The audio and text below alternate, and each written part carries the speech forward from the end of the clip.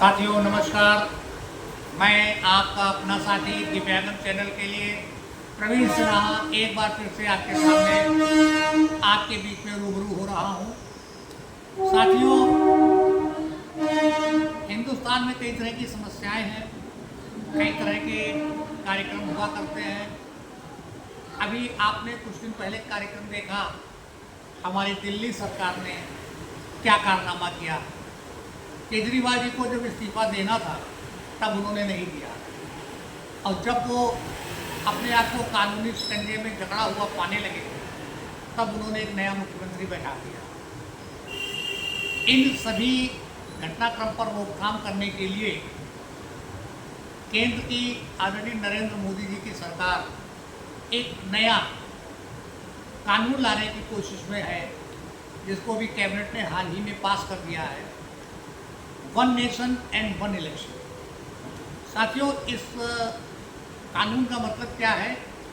एक राष्ट्र एक चुनाव, जिसमें कि पूरे राष्ट्र में एक साथ लोकसभा का और सभी राज्यों के और केंद्र शासित प्रदेशों के विधानसभा चुनाव होंगे, और उसके 100 दिन के अंतर पे हमारे लोकल बॉडीज़ के नगर पालिका, नगर पंचायत, ग्राम प्रधान, इन सब के चुनाव होंगे। इसका एक बहुत बड़ा फ़ायदा होने वाला है, और फ़ायदा इस तरह से होगा जैसे कि अभी जो जून में 2024 में इलेक्शन हुए हैं, इसमें लगभग केंद्र सरकार का 40 अरब रुपया खर्च हुआ है। साथियों, ये समझिए 40 अरब रुपया खर्च होने के बाद अभी ठीक से 6 महीने नहीं बीते, जम्मू कश्मीर में चुनाव हो रहा, हरियाणा में चुनाव हो रहा, अगले साल बिहार के चुनाव प्रस्तावित है।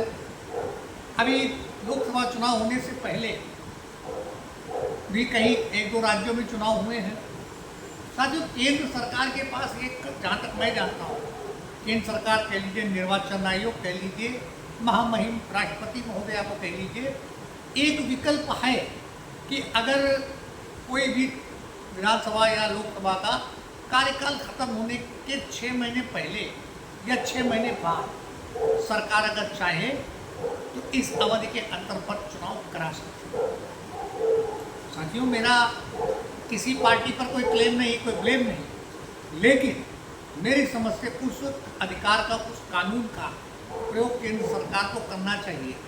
जहां जनवरी फरवरी में चुनाव हुए हैं उनको रोक करके जून में करवाते, या ये तो जम्मू कश्मीर और हरियाणा में चुनाव हो रहे हैं, इन दोनों चुनावों को आप लोकसभा के साथ कराते, या दिल्ली में जो भी कुछ हो रहा, दिल्ली की सरकार का चुनाव भी आप लोकसभा के साथ कराते। अगर ऐसा होता है तो केंद्र सरकार का नहीं, हिंदुस्तान की आम जनता का, हमारा और आपका टैक्स का कितना पैसा बचता, इसका अंदाज़ा हम लोग नहीं लगा सकते। अगर केंद्र सरकार चाहे, निर्वाचन आयोग चाहे, तो जरूर इसके आंकड़े हमारे सामने पेश करें।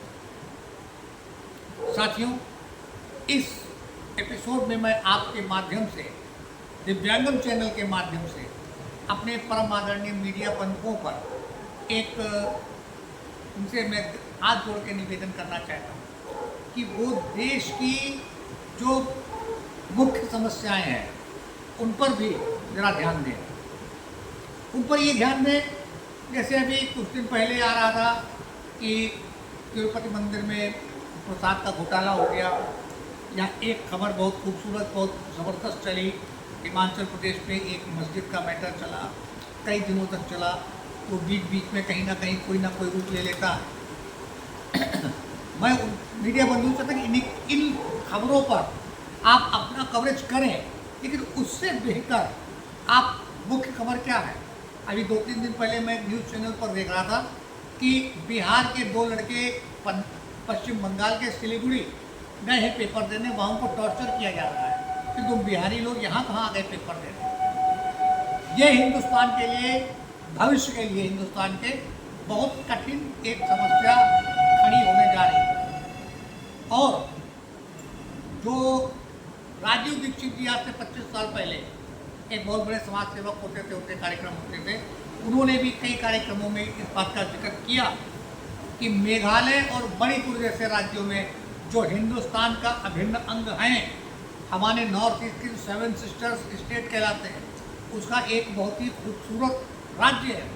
अगर हम वहाँ जाते हैं तो वहाँ हमसे पूछा जाता है you are coming from UP, please give me passport. मुझे अपने ही देश में पासपोर्ट की जरूरत पड़ रही है। इन सब समस्याओं पर केंद्र सरकार के साथ साथ मीडिया विशेष रूप से ध्यान दें ताकि इन समस्याओं का समाधान हो सके। इस उम्मीद के साथ कि आज की इन दोनों समस्याओं पर आप अपने विचार व्यक्त करेंगे, अपने नए साथियों के साथ अपने दिव्यांगम चैनल को सब्सक्राइब करने में हमारी मदद करेंगे।